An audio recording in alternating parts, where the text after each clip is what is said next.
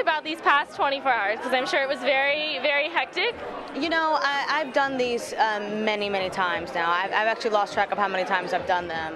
I just think the organization is so amazing, and I think it's really great they keep bringing veterans back to kind of calm the newbies down, because it's a nerve-wracking experience for you if it's your first time. But you know, there's all this scrambling, but you know what I mean?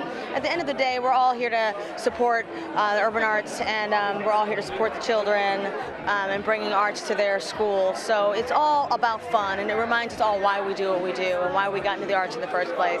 And it's about, you know, bonding with each other on stage and having a great time, and whatever happens, happens. And the children are in this too. Yes, for the first time we actually auditioned kids, and I was one of the people who they auditioned for. And we were actually supposed to pick one, and we couldn't choose. So we picked two, and then had a third come and shadow, because we really couldn't choose. We were so impressed and moved by their auditions and their performances that we really had to like have a powwow and like change the rules that we'd already set up. And what did all of these plays, like, was there a major theme, or was every play different? There's no theme. It's just you write what you write. You know what I mean? You have from about 11 p.m. last night until 8 o'clock this morning to write a play. And whatever comes out, comes out. I don't know. I'm not a writer. I don't know if they have ideas ahead of time. They actually did something new this year. They actually picked their actors first and then wrote for those actors. Where normally you write a play and then there's this like this lottery thing that happens where they start vying for the actors. So this year they did something new, and I think the plays actually felt different this year because they felt more tailored to the actors. So it's just a lot of fun. You know, when you do them a whole bunch of times, you know, you still get very nervous, and oh, thank you.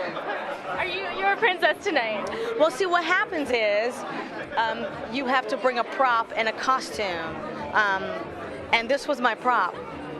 I brought this prop, and it got used in 2 plays, and I couldn't find it, and I've been reunited with my tiara now. It looks good. Thank you very much. This is mine. Yeah. What was your character in the play? I was in the first play. I played a woman who was at a bachelorette party, and we were on a scavenger hunt.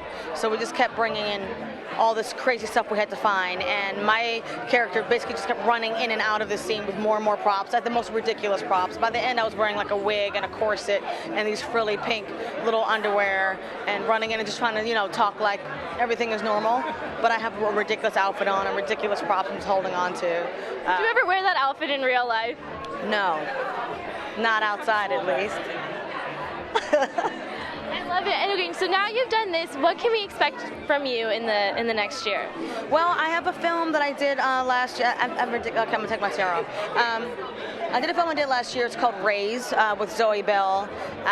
Zoe Bell was in Grindhouse with me, Death Proof.